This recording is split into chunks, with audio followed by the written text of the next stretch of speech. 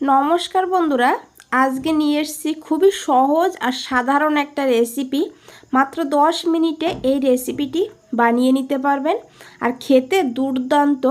শুধু ভাত না, রুটির সঙ্গেও দুর্দান্ত লাগে খেতে। আর ভাতের সঙ্গে তো বলাই যাবে না, এতটা টেস্টি লাগে। আর এই গরমের দুপুরে যদি এইভাবে এই বেগুনের রেসিপিটা বানানো হয়, তাহলে আমি গ্যারান্টি দিয়ে বলতে পারি বাড়ির সবাই এই বেগুনের এই রেসিপিটা দিয়েই ভাত খাবে। তো চলুন দেখে নেওয়া যাক কী করে বানিয়েছি। তো প্রথমেই এখানে দুটো বেগুন নিয়েছি।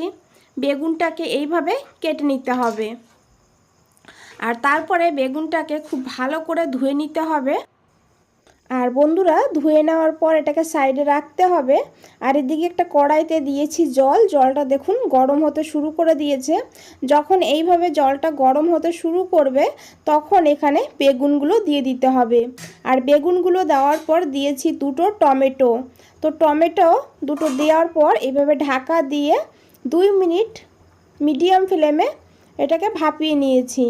আর তারপরে ঢাকনাটা খুলে এইভাবে একটু উল্টে দিয়ে আরও 3-4 মিনিট এইভাবে রাখতে হবে। তো 3-4 মিনিট পর ঢাকনাটা খুলে নিয়েছি। এখানে আমাদের বেগুনটা বেশ ভালোভাবে সিদ্ধ হয়ে গিয়েছে। আর এখন এই বেগুনগুলোকে তুলে নিতে হবে।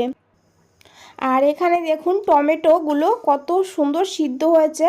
টমেটোগুলো আমাদের গাছের, তো একদম এইগুলো গলে গিয়েছে। তো এখানে এগুলোকে একটু ঠান্ডা করে নিতে হবে। আর তারপরে এইদিকে দেখুন নিয়েছি একটা পেঁয়াজ। পেঁয়াজটাকে এইভাবে পাতলা পাতলা করে কেটে নিতে হবে। আর পেঁয়াজটাকে এইভাবে কেটে নেওয়ার পর এখানে আমি 7-8 কোয়া রসুন এইভাবে ছোট ছোট করে কেটে নিয়েছি।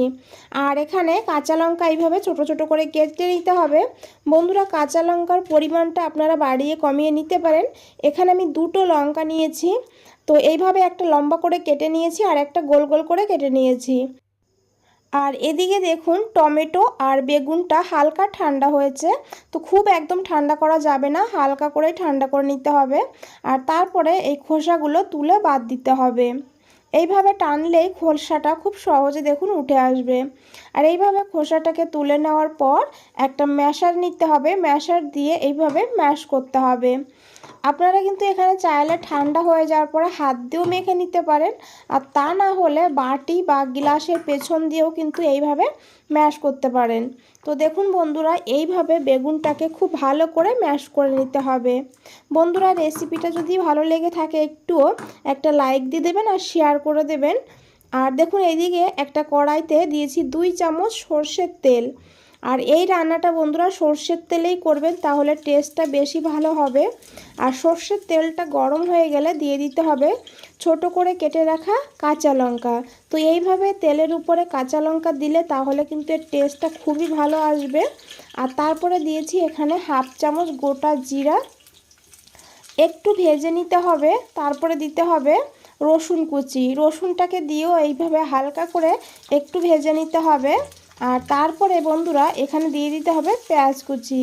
তো পেঁয়াজটাকে এখানে আমরা খুব বেশি ভাজবো না, হালকা ভেজে নেব। পেঁয়াজের যে একটা কাঁচা গন্ধ আছে, সেই গন্ধটা যেন না থাকে সেইভাবে ভাজতে হবে। এখানে পেঁয়াজটা লাল করে ভাজার দরকার নেই। তো দেখুন বন্ধুরা, এইভাবে পেঁয়াজটাকে ভেজে নেওয়ার পর দিয়ে দিতে হবে এখানে হলুদ গুঁড়ো 1/4 চামচ। আর তারপরে দিতে হবে ভাজা জিরের গুঁড়ো 1/2 চামচ। বন্ধুরা, এখানে একদম আমরা মশলার ব্যবহার করব না, সামান্য মশলা দিয়েই এই রান্নাটা করব। আর দিয়েছি 1/2 চামচ আমচুর পাউডার। বন্ধুরা, এখানে অবশ্যই আমচুর পাউডারটা অ্যাড করে দেবেন। তো আমচুর পাউডার দিয়ে এইভাবে তেলের সঙ্গে একটু মশলাটাকে মিশিয়ে নিতে হবে। তারপরে দিতে হবে অল্প করে একটু জল। জলটাকে দিয়ে খুব ভালো করে মশলার সঙ্গে মিশাতে হবে। আর তারপরে এইখানে দিতে হবে ডিম। এখানে আমি একটা সিদ্ধ ডিম নিয়েছি।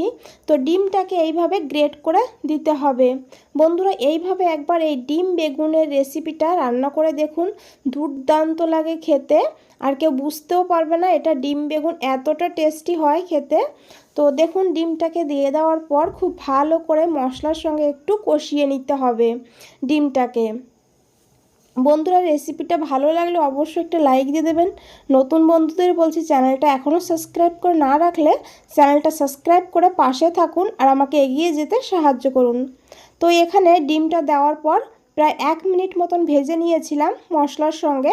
তারপরে এখানে দিয়ে দিতে হবে এই বেগুনটাকে। তো বেগুনটাকে দিয়ে হাই ফ্লেমে এইভাবে আরও 1 মিনিট এইভাবে রান্না করতে হবে। আর তারপরে দিতে হবে যে আমরা লম্বা করে কাঁচা লঙ্কাটা কেটে রেখেছিলাম সেই লঙ্কাটা।